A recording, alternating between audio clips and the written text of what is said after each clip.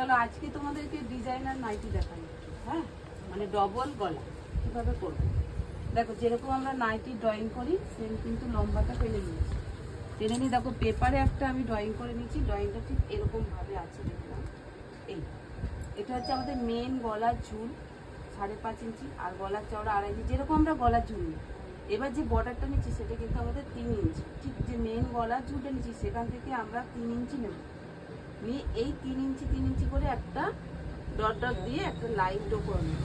যে লাইনটি ড্র করলাম সেটা হচ্ছে এই পার্টটা। এটা একটা ছোট গলা কিনে।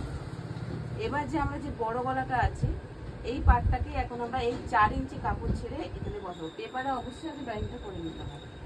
দেখো এখানে লাইনটা তো ড্র করা আছে, কিন্তু যেরকম ভাবে নাইটির করে গোল গলা এইভাবে বসাতে হবে। বসিয়ে এই যে গলার ছোট গলাটা যেটা বেরোলো বর্ডারটা, সেটা এখানটা বসাতে হবে। দুটো পাটি বেরিয়ে যাচ্ছে আমাদের। এবার ড্রয়িংটা দেখো আমি এখানে লাইন একদম সেম টেনে নিয়েছি সাইডের এই মোহরার।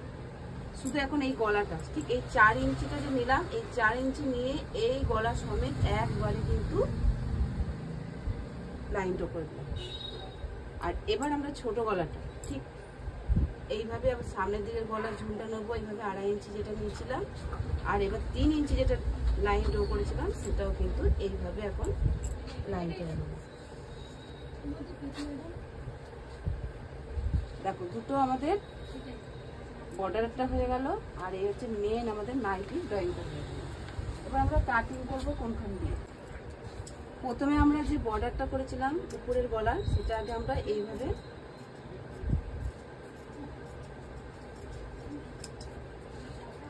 এটাকে বলে ডবল গলার নাইটি ডিজাইন। হ্যাঁ,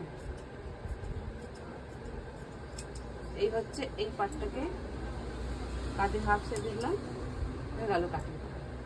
এবার একদম পুরো একদম টানা এইটা কাটিং করে নেব, এই গলার সেটটা বড়।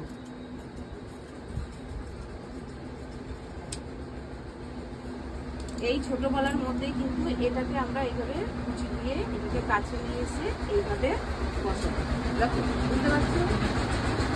এবার এই সেটটা কাটিয়ে নিব।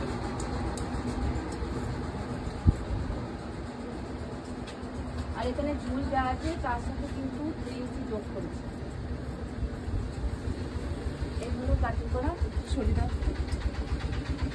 এবার এখান থেকে সেট যাবে। নাইটি যত ঢিলা থাকে কিন্তু সে কিন্তু মাপ হবে না।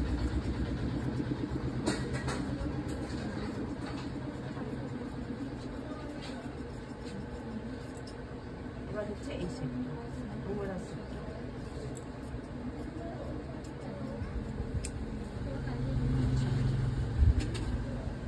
বুঝা গেল?